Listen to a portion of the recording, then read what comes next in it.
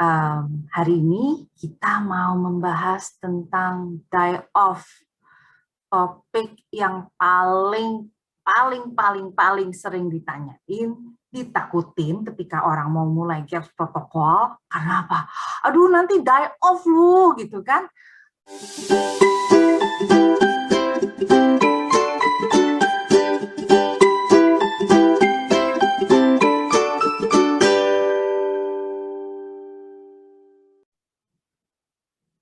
Halo GAPS Hero, selamat datang kembali di channel GAPS Diet Indonesia. Nama saya Yuni Raharja, and I'm your GAPS Diet Practitioner.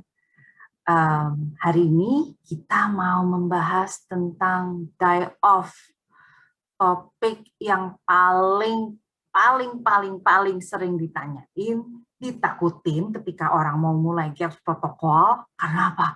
Aduh, nanti die-off lu, gitu kan? Jadi sebenarnya die-off itu apa sih? Ya, hari ini kita bahas berdasarkan pengalaman saya membantu para GAPS Hero dan juga pengalaman saya sendiri, keluarga saya, anak saya, ketika kita awal-awal menjalani GAPS diet itu seperti apa. Nanti kita bahas, oke? Sebelumnya, saya mau disclaimer dulu, saya seorang naturopathic healer, saya bukan dokter, saya seorang GAPS diet practitioner, saya belajar langsung dari Dr. Natasha Campbell McBride, jadi semua yang saya sarankan, semua yang saya bahas di video kali ini sesuai dengan panduan yang diberikan oleh Dr. Natasha Campbell McBride. Saya hanya membantu agar masyarakat Indonesia lebih memahami apa yang dimaksud oleh Dr. Natasha dan bisa bermanfaat. Oke? Terima kasih. Yuk kita lanjut yuk bahas tentang die-off. Jadi die-off itu apa sih? Die-off itu kalau penjelasan yang simpelnya ya reaksi ketika ada apa ya? Die-off itu kapan sih terjadinya? Yang paling sering itu ketika mengenalkan probiotik. Oke? Begitu masuk probiotik, hampir sebagian besar itu pasti kena die-off. Kenapa? Jadi gini, kalau saya suka menjelaskannya seperti ini. Jenis microbiome itu kan banyak sekali. Ya, banyak sekali lah. Tuhan itu luar biasa. Microbiome itu di udara ada microbiome, di tanah ada microbiome, di laut ada microbiome. Dari kutub es yang sub-zero sampai di inside of the volcano yang sangat panas laharnya itu juga mereka punya jenis-jenis microbiome yang masing-masing gitu kan. Jadi kalau misalnya kita bicara tentang bakteri itu kan contoh ya, kalau misalnya GAPS Hero suka bikin yogurt itu kan tahu ya kalau bakteri itu berkembang di suhu antara 40 sampai 50. Nah, tapi ternyata bakteri itu banyak dan bukan hanya bakteri yang kita sering dengar aja, Lactobacillus atau yang awalnya sering kita dengar deh. Jadi ini terutama untuk pengenalan homemade probiotik ya. Homemade probiotik itu kan berarti what's inside the probiotic fermentation yang kita buat itu dari batch satu dengan batch berikutnya meskipun sama-sama. Misalnya kita bikin sauerkraut, oke? Ataupun kita bikin beet kvass. Sekarang bikin, minggu depan bikin, resepnya ya begitu gitu kan. Tapi meskipun beli, contohnya kita ngomong sauerkraut, meskipun beli cabbage-nya itu dari tempat yang sama, itu hasilnya bisa beda. Oke, saya ada satu klien yang setiap kali bikin batch baru sauerkraut, anaknya die-off. Padahal resepnya ya itu juga gitu kan, karena kan yang bikin kan ya, ibunya gitu. Begitu dia ganti supplier beli cabbage-nya ini, nah udah enggak gitu kan. Jadi kembali lagi, die-off itu apa? Die-off itu ya ketika ada jenis microbiome baru yang masuk ke dalam perut si pencernaan, misalnya belum ada nih jenisnya, atau itu pasti die off. Oke, die off itu juga bisa terjadi saat biasa misalnya dalam diet sehari-hari, pola makan sehari-hari itu kan pasti ada nasi, pasti ada karbohidrat yang notabene mengandung gula, dan makanan-makanan, minuman-minuman yang biasanya sebelum menjalankan GAP protokol itu pasti banyak mengandung gula. Dan ketika menjalankan GAP protokol ini kan boleh dibilang sugar intake-nya semuanya dibatasi, semuanya dikurangin. Karbohidrat nggak boleh, minuman manis nggak boleh, madu juga ya eman-eman deh, pelit-pelit gitu ya, nggak semua, nggak bebas gitu kan. Oh nggak boleh gula, tapi madu boleh gitu kan ya juga.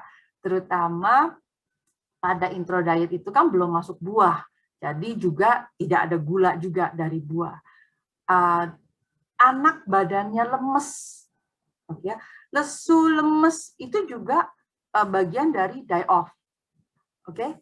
Terus ada lagi, saya punya klien yang very severe leaky gut, sangat parah kondisinya. Itu dia report ke saya itu die off-nya itu sakit kepala sampai dia bilang, aduh kepengen jerutin pala ke tembok Bu Yuni gitu kan. Dan itu ada beberapa klien yang report seperti itu. Salah satu die off-nya serem nggak? Serem lah ya kalau sakit kepala sama mau jerutin pala ke tembok gitu kan. Tapi ya it does not happen to everyone, oke? Die off yang heboh seperti itu enggak terjadi ke setiap orang, hanya kepada orang-orang yang mempunyai kondisi leaky gut parah, maka die off-nya akan lebih heboh.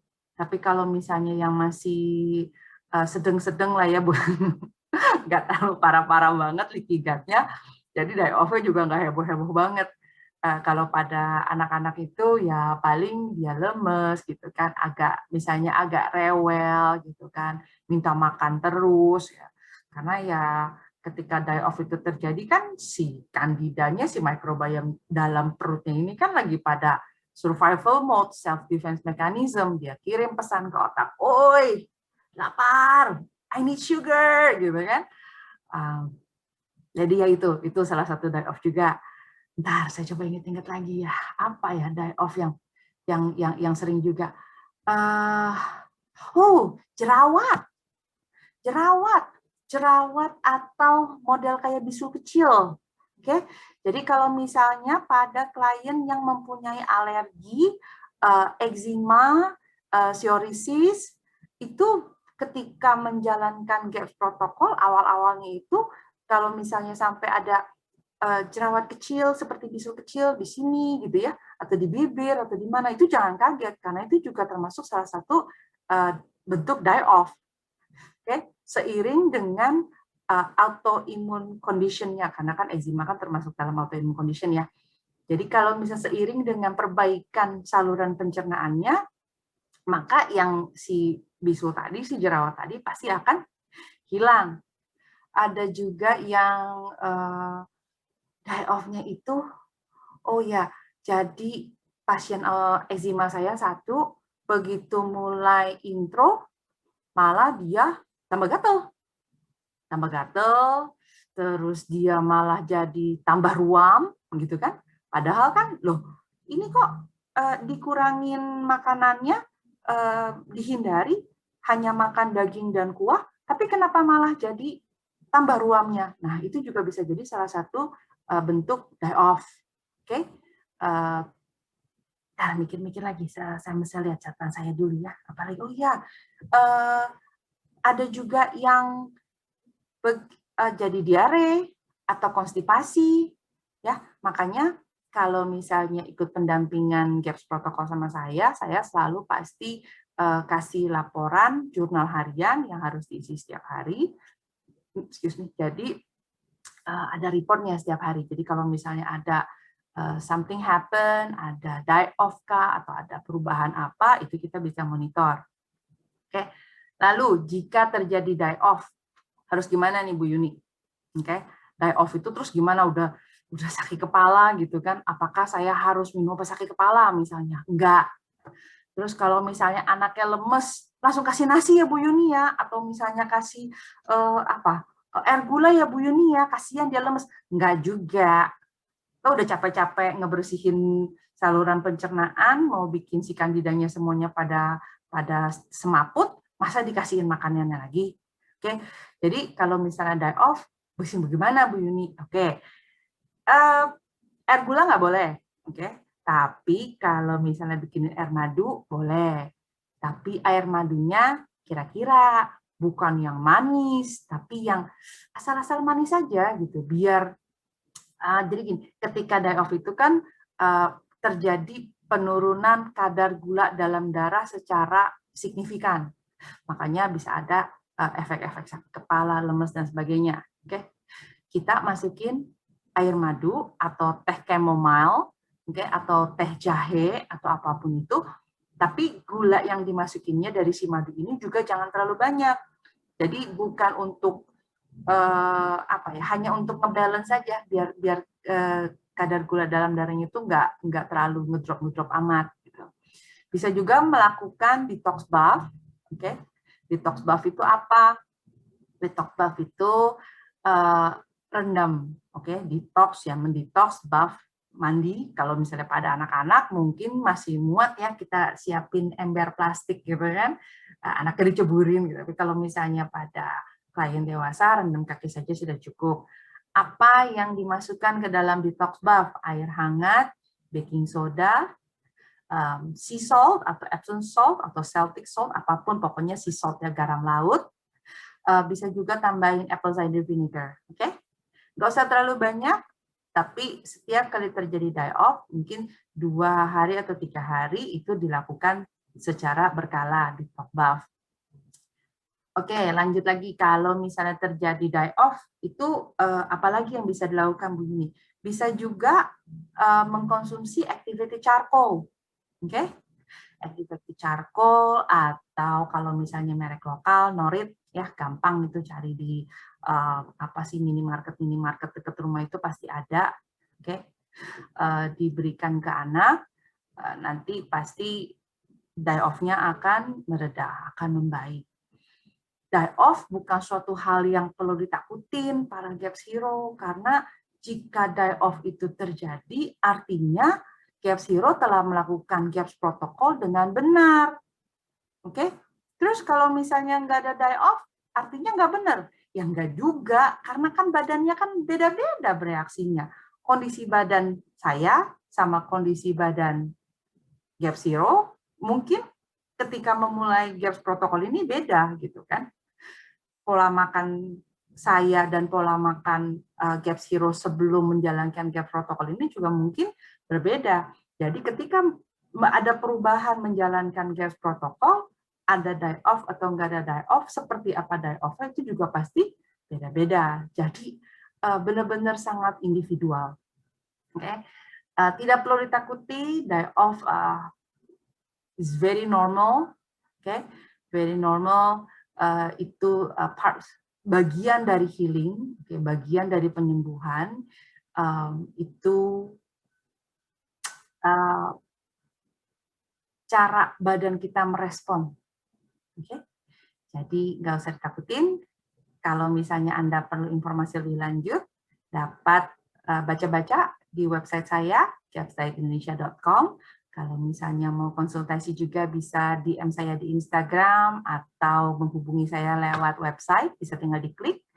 Di website saya juga ada buku saku yang bisa di-download untuk cara pedoman menjalankan Gaps Diet itu seperti apa. Jadi kan Gaps Diet itu kan ada stage-stage-nya, itu ada di e-book di sana yang bisa di-download. Silakan download, silakan baca-baca. Terima kasih telah menonton video saya ini. Jika dirasa bermanfaat, boleh diklik jempolnya, boleh di-subscribe, agar kalau misalnya nanti ada video-video baru, update baru, langsung dapat. Oke, terima kasih. Bye-bye.